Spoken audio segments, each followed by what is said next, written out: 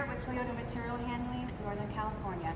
Today I want to talk to you about what to do if you start experiencing battery issues. Sometimes these batteries will start losing capacity. The first thing you want to do is to check and make sure that the water levels are appropriate. If people are forgetting to water the battery, it's not going to work for you. If you've checked and the water levels are appropriate, the next thing is to call us and provide us with the model and serial number of your battery. We want to be able to look up how old it is, and that'll tell us a lot on what the next steps are.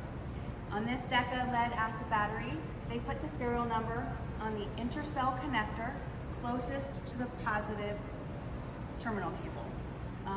I'm going to lift this. I'm going to first take my ring off. We don't want any metal near this top of this battery, and I'm going to pop this up. I've already done it. They can stick. Please don't use a screwdriver or any kind of metal to help, but you do want to pop this off. Deka also puts the model and serial number on the top of this, but these can get moved around. So if you look at the terminal, the intercell connector closest to the terminal, it'll also be etched into that.